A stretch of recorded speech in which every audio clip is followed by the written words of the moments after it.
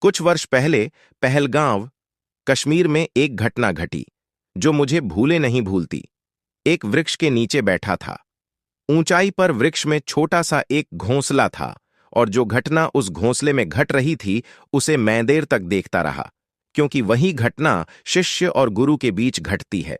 कुछ ही दिन पहले अंडा तोड़कर किसी पक्षी का एक बच्चा बाहर आया होगा। अभी भी वह बहुत छोटा है। उसके माता पिता दोनों कोशिश कर रहे हैं कि वह घोंसले पर पकड़ छोड़ दे और आकाश में उड़े। वे सब उपाय करते हैं। वे दोनों उड़ते हैं आस-पास घोंसले के, ताकि वह देख ले कि देखो, हम उड़ सकते हैं, तुम भी उड़ सकते हो। लेकिन अगर बच्चे को सोच विचार रहा हो तो बच्चा सोच रहा होगा, तुम उड़ सकते हो, उससे क्या प्रमाण कि हम भी उड़ सकेंगे। तुम हो, हम हैं।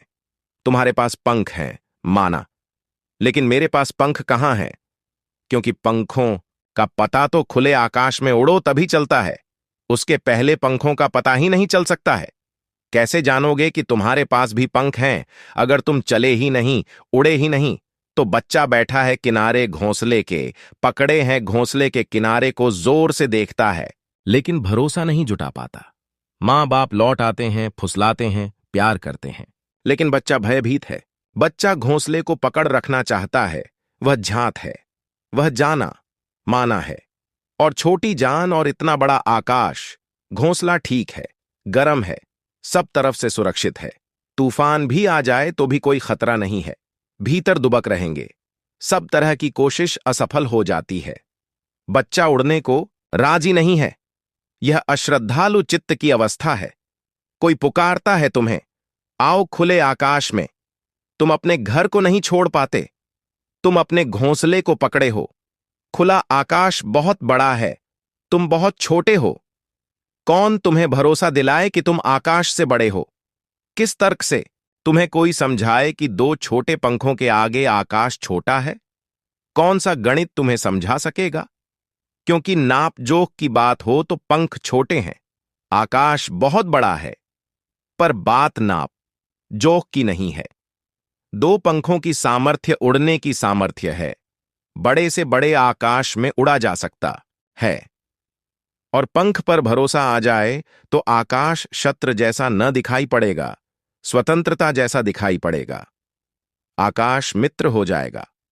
परमात्मा में छलांग लेने से पहले भी वैसा ही भय पकड़ लेता है। गुरु समझाता है, फुसलाता है, डांटता है, डपटता है, सब उपाय करता है। किसी तरह एक बार जब उन दो पक्षियों ने, मां बाप ने देखा कि बच्चा उड़ने को राजी नहीं, तो आखिरी उपाय किया। दोनों ने उसे धक्का ही दे दिया। बच्चे को ख्याल भीन था कि वे ऐसी करड़ता कर सकेंगे, कि इतने कठोर हो सकेंगे। गुरु को कठोर होना पड़ेगा, क्योंकि तुम्हारी जड़ता ऐसी है कि तुम्हें धक्के ही न लगें तो तुम आकाश से वंचित ही रह जाओगे। उस कठोरता में करुणा है। अगर मां बाप करुणा कर लें तो यह बच्चा सदा के लिए पंगु रह जाएगा। इसकी नियति भटक जाएगा, खो जाएगी, यह सड़ जाएगा उसी घोंसले में। घोंसला घर न रहेगा, कब्र बन जाएगा। और यह बच्चा अपरिचित रह जाएगा अपने स्वभाव से। उस स्वभाव का तो खुले आकाश में उड़ने पर ही एहसास होगा।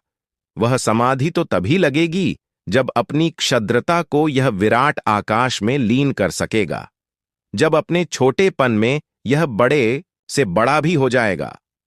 जब इसकी आत्मा परमात्मा जैसी मालूम होने लगेगी, तभी इसकी समाधिस्थ अवस्था होगी।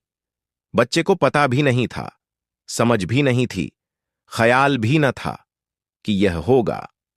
धक्का खाते ही वह 2 क्षण को खुले आकाश में गिर गया, फड़फड़ाया, घबराया, वापस लौटकर घोंसले को और जोर से पकड़ लिया। लेकिन अब उस बच्चे में एक फर्क हो गया, जो उसके चेहरे पर भी देखा जा सकता था। अश्रद्धा खो गई है। पंख हैं, छोटे होंगे।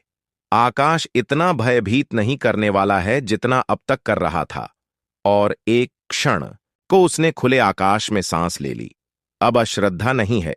थोड़ी देर में धक्के की अशांति चली गई, कंपन खो गया।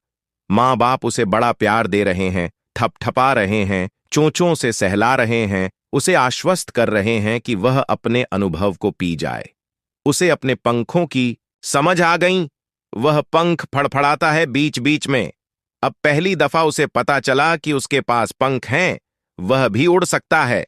फिर घड़ी भर बाद मां बाप उड़े और बच्चा उनके साथ हो लिया। ठीक यही घटना घटती है हर शिष्य और हर गुरु के बीच, और सदा से घटी है और सदा ऐसे ही घटेगी। किसी तरह गुरु को शिष्य की अश्रद्धा को तोड़ना है। किसी तरह शिष्य को यह भरोसा दिलाना है कि उसके पास पंख हैं और आकाश छोटा है और उड़े बिना जीवन में कोई गति नहीं है। रोज रोज उड़ना है, रोज रोज अतीत का घोंसला छोड़ना है, रोज रोज जो जान लिया उसकी पकड़ छोड़ देनी है, और जो नहीं जाना है उसमें यात्रा करनी है। सतत है यात्रा, अनंत है यात्रा, कहीं भी ठहर नहीं जाना है। पड़ाव भले कर लेना, घर कहीं मत बनाना। यही मेरी सन्यास की परिभाषा है। पड़ाव।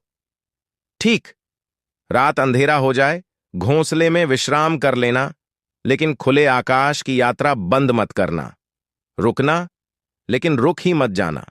रुकना सिर्फ इसलिए ताकि शक्तिपूर्ण लौट आए, तुम ताजे हो जाओ, सुबह फिर यात्रा हो सकेगी। बस ज्ञान पर उतना ही पड़ाव करना कि अज्ञात में जाने की क्षमता अक्षुण्ण हो जाए। ज्ञानी मत बनना। ज्ञानी बने तो घोंसला पकड़ गया, वही तो पंडित की परेशानी है। जो भी जान लेता है उसको पकड़ लेता है, उसको पकड़ने के कारण हाथ भर जाते हैं, और जो बहुत जानने को शेष था वह शेष ही रह जाता है। जानना और छोड़ना, जानना और छोड़ना। कहावत है, नेकी कर और कुएं में डाल। ठीक वैसा ही ज्ञान के साथ भी करना। जानो, कुएं में डालो। तुम सदा अज्ञात की यात्रा पर बने रहना, तो ही एक दिन उस चिरंतन से मिलन होगा, क्योंकि वह चिरंतन अज्ञात ही नहीं, अज्ञेय है। ओशो।